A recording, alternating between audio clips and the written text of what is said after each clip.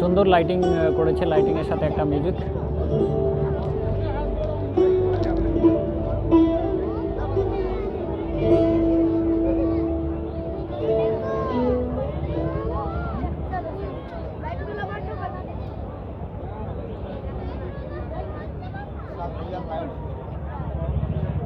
কি করছে?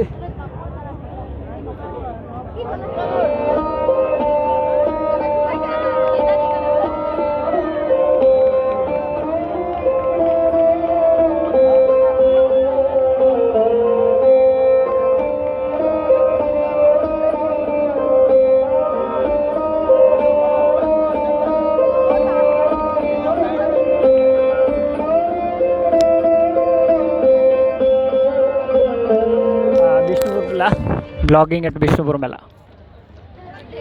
এটা লক্ষ্মীর ভান্ডার ছিল বোধহয়। বিষ্ণুপুর মেলা লেজার লাইট দিয়ে করেছে বিষ্ণুপুর মেলা।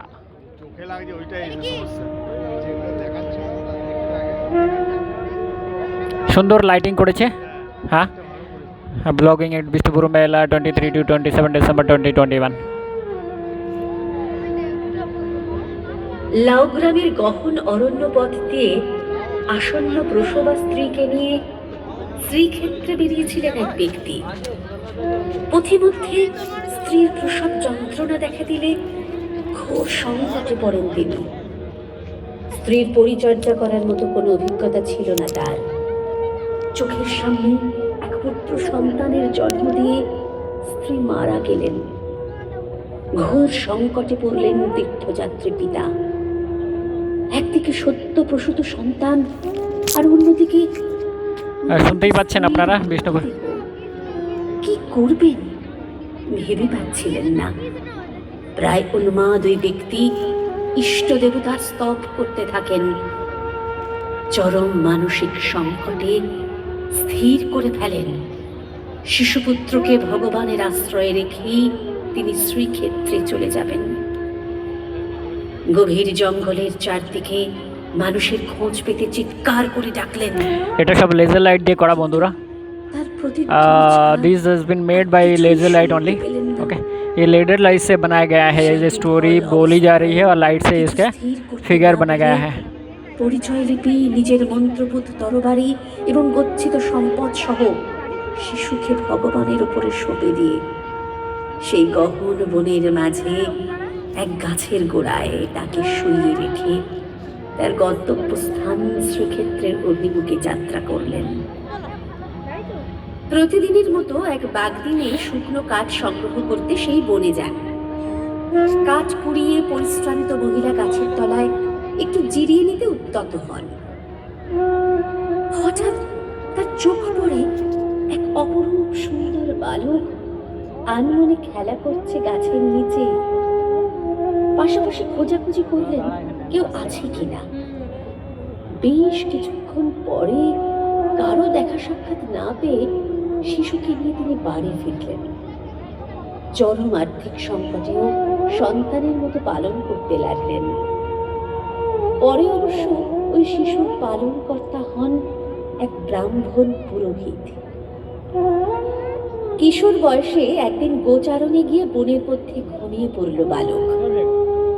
দুপুরের প্রখর সূর্য কিরণ এসে পড়ল তার মুখে। ভ্রুক্ষেপ ছিল না বালকের। প্রকাণ্ড এক সাপ এসে তার ফনা বিস্তৃত করে সূর্য কিরণকে আড়াল করার চেষ্টা করছে। এদিকে পালনকর্তা ব্রাহ্মণ শিশুর খোঁজে গিয়ে গহন অরণ্যে ঢুকে পড়েন। সারাদিন বনের মধ্যে খুঁজতে খুঁজতে হঠাৎ হঠাৎ সেই অলৌকিক দৃশ্য দেখে বিস্মিত হন। মনে মনে ভাবতে থাকেন, এই বালক একদিন রাজ সিংহাসনে বসবেই। আমরা বিষ্ণুপুর মেলাতে ব্লগিং করছি। ওকে, এত সুন্দর লেজার লাইট দিয়ে বানিয়েছে যেগুলোর অপূর্ব দৃশ্য। আর লক্ষ্য করতে লাগলেন তার একটু একটু করে বেড়ে ওঠা অপূর্ব দৃশ্য লেজার লাইট। রাজা পরলোক গমন করলে তার পারলৌকিক ক্রিয়ায় ব্রাহ্মণ নিমন্ত্রিত হিসাবে ওই বালককে সঙ্গে নিয়ে উপস্থিত হন। উক্ত সভায় সকলের বিস্ময় উৎপন্ন করে রাজহস্তি ওই বালককে তুলে রাজ সিংহাসনে অধিষ্ঠিত করে। পরবর্তীকালে আদিমল্লের পুত্র মল্লভূমের অ্যাকচুয়ালি লাইটটা খুবই ইয়ে লেজার লাইট, তো সেই জন্য পরিষ্কার হয়তো দেখা যাচ্ছে না। সো আদারওয়াইজ তোমরা যদি কেউ আসো তাহলে তোমরা এর যে প্র্যাকটিক্যাল যে দৃশ্যটা উপভোগ করতে পারবে এখানে এসে। So blogging at Bishnupur Mela, Bankura, west Bengal,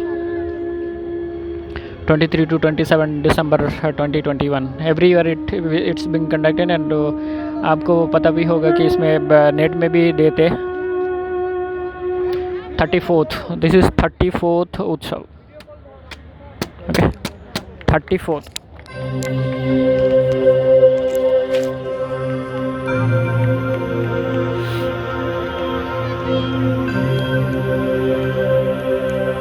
সম্পূর্ণ লেজার লাইট দিয়ে করা।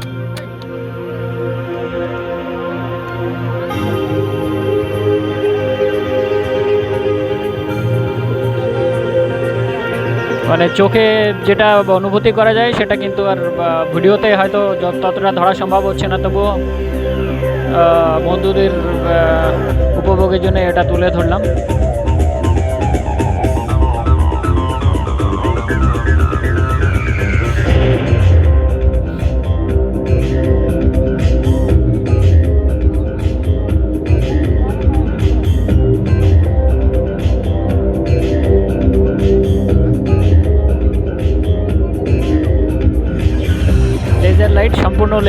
সম্পূর্ণ লেজার লাইট দিয়ে তৈরি করা।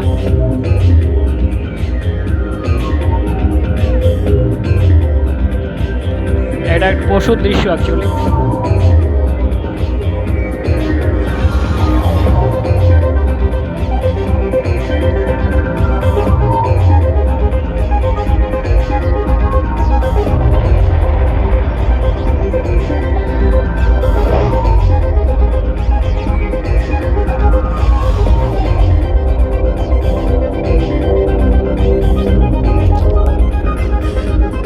সুন্দর করেছে বন্ধুরা, আসলে সত্যি অনেক কিছু বড় উপভোগ করা যাবে এখানে।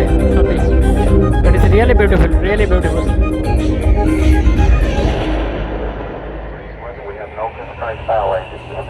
Really beautiful, really awesome, really enjoyable, really awesome, really enjoyable। Laser লাইটের এত সুন্দর ইয়ে জিনিস আমি কিন্তু প্রথমবার দেখলাম আর কি। Laser light, something being created by laser light, I'm enjoying first time। Laser light से बनाया गया है ये जो कार्यक्रम, ये पहली बार मैं देख रहा हूँ। आप अगर बिष्णुपुर, बांकुड़ा, वेस्ट बंगाल, ये झारखंड की बहुत नज़दीक में है, तो पोजीशन कहाँ पर है आपको पता ही है, तो आप यहाँ पर आके इस दृश्य का उपभोग कर सकते हैं। हर साल ऐसे दिसंबर महीने के एंड में होते हैं ये normally.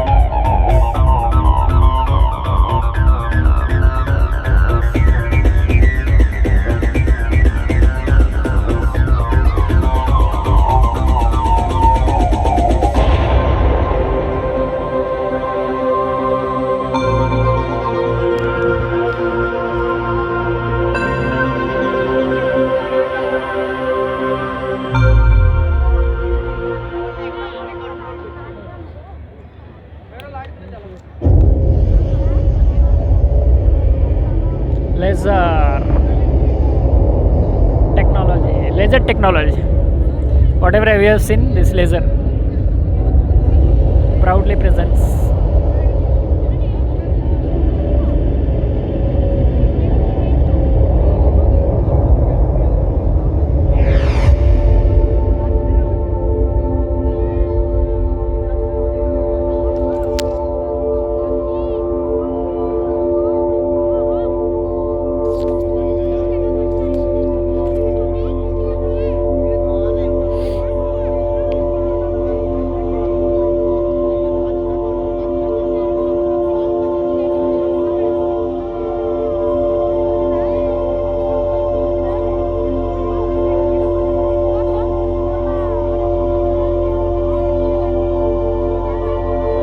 Really beautiful. Awesome.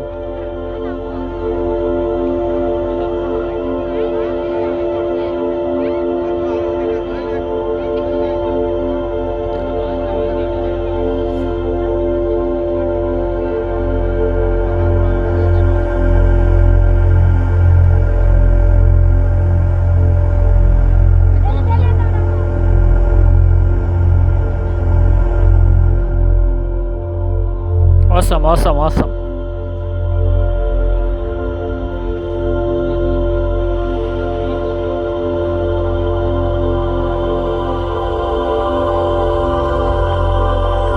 Artistic works by laser light.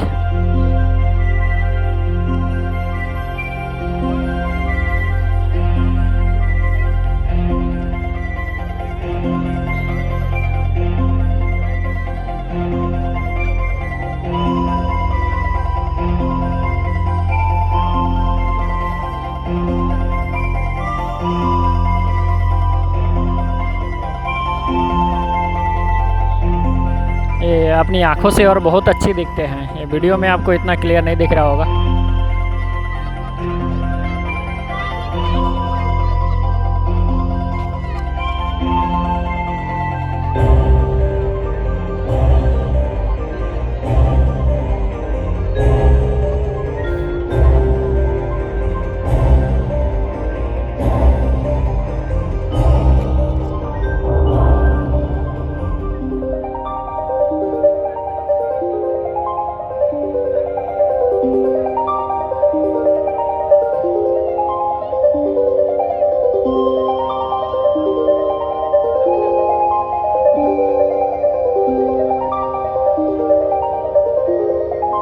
ভালো আসবে সেই চোখের মতো ভালো আসবে। লাইটটা জোর তো, হ্যাঁ, লাইটটা জোর। ক্যামেরা ইয়ে করে ঝলসে যাচ্ছে।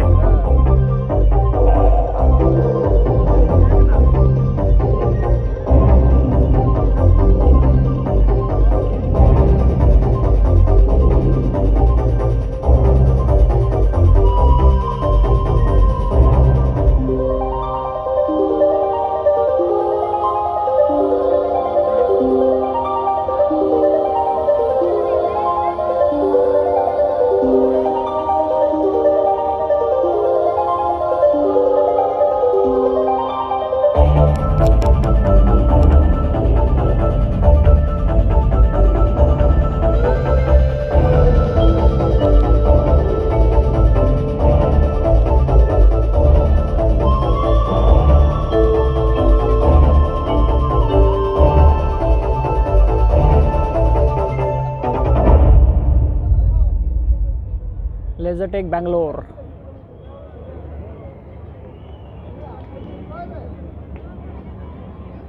মহারাজ বীরহাম্বীরের সভায় দেবনাথ বাচস্পতি নামে একজন অভ্রান্ত জ্যোতির্বিদ ছিলেন। তিনি একদিন মহারাজকে গোপন সংবাদ দিয়ে বলেন, বিষ্ণুপুরের উত্তর পশ্চিম সীমান্তবর্তী পথ দিয়ে কয়েকদিনের মধ্যেই কয়েকটা গরুর গাড়ি বোঝাই মহামূল্যবান রত্ন পেরিয়ে যাবে। রাজা ভাবলেন, বাচস্পতির গণনা তো অভ্রান্ত। কাল বিলম্ব না করে তিনি সেনাবাহিনী নিযুক্ত করলেন সেই সব মূল্যবান রত্ন আত্মসাৎ করার জন্য। তিনি ভাবলেন, নিজের রাজ্যকে সমৃদ্ধ করার এর চেয়ে ভালো সুযোগ আর কি হতে পারে। সেই মতো সৈন্য সামন্তকে নিযুক্ত করা হলো বিষ্ণুপুরের উত্তর পশ্চিম সীমান্তে। খুব শীঘ্রই এসে গেল সেই দিনক্ষণ। সামনে দিয়ে পার হয়ে গেল কয়েকজন ব্রজবাসী লাঠিয়াল আর আচ্ছাদিত কয়েকটি গরুর গাড়ি। গাড়ির ভেতর কয়েকটি কাঠের নির্মিত বাক্স দেখতে পেলেন রাজসৈন্যরা। রাজার আদেশ পালন করার জন্য সেই গাড়িগুলির পেছনে পেছনে চলতে লাগলো সেনার দল। বেলা শেষ হয়ে এলো, নামলো সন্ধ্যা। রাতের কালো অন্ধকারে আর বেশি দূর যেতে পারল না গাড়িগুলি। অগত্যায় বিষ্ণুপুরের গোপালপুর গ্রামের কাছে রাস্তার পাশে তারা আশ্রয়ের জন্য তাঁবু ফেলিলেন। চলতে লাগলো নাম সংকীর্তন ও শাস্ত্রচর্চা। আহারাদি শেষে গভীর ঘুমে আচ্ছন্ন হয়ে পড়লেন রাজসৈন্যরা। সুযোগ বুঝে অতি সন্তর্পণে গাড়ির ভেতরে বাঁধা ছাদা জিনিসপত্র নিয়ে সটান রাজ দরবারে হাজির। রাজ আদেশ পালন করার জন্য রাজা বীর হাম্বির সেনাবাহিনীকে ধন্যবাদ জানালেন। কিন্তু শীঘ্রই ভুল ভাঙল রাজা। আবরণ উন্মোচন করে হতাশ হয়ে পড়লেন তিনি। সব আনন্দ যেন নিমেষেই ম্লান হয়ে গেল। বাক্স প্যাট্রার মধ্যে ধনরত্ন কিছুই পাওয়া গেল না।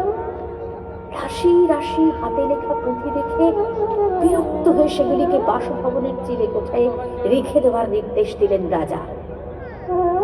এদিকে হরিভক্তি বিলাস, হরিভক্তি রসামৃত সিন্ধু, চৈতন্য চরিতামৃত, উজ্জ্বল নীলমণি, ললিত মাধব, বিদগ্ধ মাধব ইত্যাদি 121 খানি ভক্তি গ্রন্থ হারিয়ে হাহুতাশ করছেন অধ্যক্ষ শ্রীনিবাস আচার্য, নরোত্তম ঠাকুর, শ্যামানন্দ। শ্রীজীব গোস্বামী শ্রী বৃন্দাবন ধাম থেকে সেই সমস্ত পুঁথি পাঠাচ্ছিলেন গৌড়ের মাঠে। রক্ষণাবেক্ষণের জন্য ছিলেন কয়েকজন ব্রজবাসী লাঠিয়াল। ঘুমের ঘোরে তারা কেউ টের পাননি কারা তাদের সম্পদ লুট করেছে। পরের দিন সম্পদ হারানোর ব্যথায় হাহাকার করে মাটিতে আছাড় কাছাড় দিতে লাগলেন শ্যামানন্দ, আর বুক চাপড়ে পাগলের মতো চিৎকার করতে লাগলেন শ্রীনিবাস আচার্য। দিশেহারা হয়ে বাকরুদ্ধ হলেন নরোত্তম ঠাকুর। Story being told and but created by lights and laser light. শ্যামানন্দকে উৎকলে Laser light দিয়ে story বলা হচ্ছে আর ফটোগ্রাফ দেখাচ্ছে। বিষ্ণুপুরী থেকে গেলেন। এক প্রান্ত থেকে অন্য প্রান্তে ঘুরতে লাগলেন তিনি। এভাবে কেটে গেল 10টা দিন। ঘুরতে ঘুরতে বিষ্ণুপুরের উত্তর সীমান্তে দেউলি গ্রামের কৃষ্ণ বল্লভ চক্রবর্তীর সঙ্গে সাক্ষাৎ ঘটল শ্রীনিবাসের। সবকিছু অবগত হয়ে তিনি তাকে আশ্রয় দিলেন আর মল্ল রাজার কাছে যাওয়ার পরামর্শও দিলেন। যখন তারা রাজসভায় উপস্থিত হলেন তখন সেখানে চলছে শ্রীমদ্ ভাগবতের ব্যাখ্যা। আলোচনা করছেন রাজার সভা পণ্ডিত। আচার্য দেবের মন তাদের নিবিষ্ট হল না। হারানো গ্রন্থের চিন্তায় প্রথম দিন সেভাবেই কেটে যায়। দ্বিতীয় দিনে ভাবান্তর উপস্থিত হয় তার। সভা পণ্ডিতের ভুল ব্যাখ্যা শুনে বিরক্ত প্রকাশ করেন শ্রীনিবাস।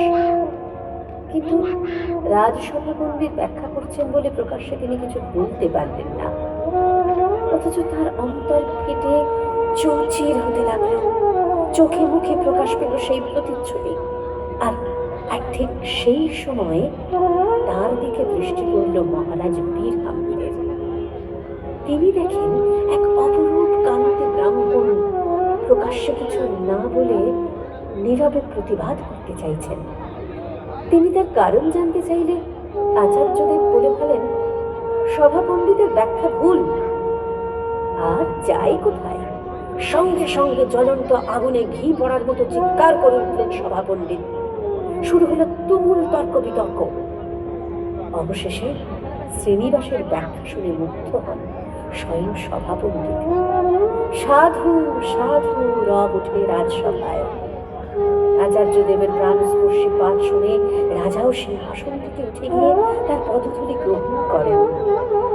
এমনকি তার শিষ্যত্ব গ্রহণের ইচ্ছাও প্রকাশ করেন। রাজার মুখে পুঁথি নিখোঁজের ইতিবৃত্তান্ত শুনে সম্বিত ফিরে পান আচার্যদেব। উচ্ছ্বসিত হয়ে রাজাকে জড়িয়ে ধরে তিনি আশীর্বাদ করতে থাকেন। संपूर्ण लेजर लाइट দিয়ে তৈরি করা নিজেদের ধর্ম প্রচারে पूरी लेजर लाइट है जो स्टोरी बताया जा रहा है उसके जो फोटो दिखाया जा रहा है जो फिगर बताया जा रहा है ह्यूमैनिटी के মহারাজ বীর হাম্বির এর সাহায্যে সেই সব গ্রন্থ প্রাপ্তির সংবাদ বৃন্দাবন থেকে আরম্ভ করে তাদের প্রয়োজনীয় সমস্ত জায়গায় অতি দ্রুত গতিতে পাঠিয়ে দেওয়া হয়। এটা সচক্ষে দেখলে আরো খুব ভালো দেখা যায়। বৈষ্ণব রসের প্লাবন। হিংসার পথ পরিত্যাগ করে প্রেমের মধ্য দিয়ে মানব কল্যাণের স্বপ্ন দেখা শুরু হয় মল্লভূমি। একের পর এক তৈরি হয় মন্দির। শ্রীনিবাস আচার্যকে দিয়ে রাজা প্রতিষ্ঠা করেন কালাচাঁদ বিগ্রহ। রাজ অনুরোধে শ্রীনিবাস আচার্য বিষ্ণুপুরের স্থায়ী বসতি স্থাপন করতে শুরু করেন। বিষ্ণুপুরের উত্তর প্রান্তে অবস্থিত খড় বাংলা মহল্লায় তৈরি হয় তার বাসভবন। সেখানেই তিনি প্রতিষ্ঠা করেন বিখ্যাত রাধারমণ বিগ্রহ ও তার শ্রীমন্দির।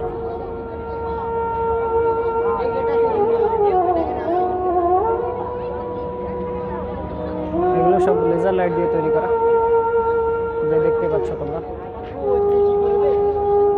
এটা একটা কামানের দৃশ্য আর কি।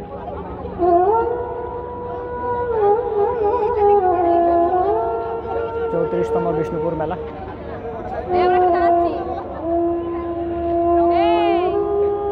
লাইটে ঠিক বোঝা যাচ্ছে না, বাট সচকে দেখলে বোঝা যাচ্ছে বিষ্ণুপুর মেলা।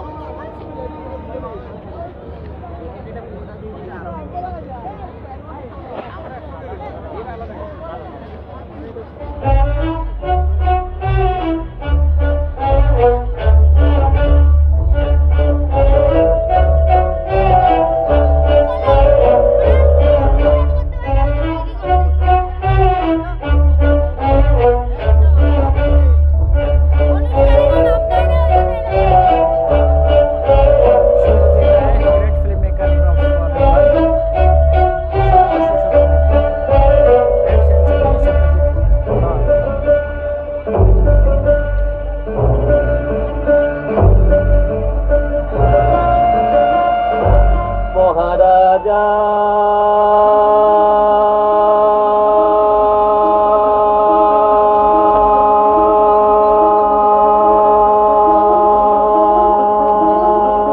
তোমারে সেলাম সেলাম সেলাম সেলাম, মোরা বাংলাদেশের থেকে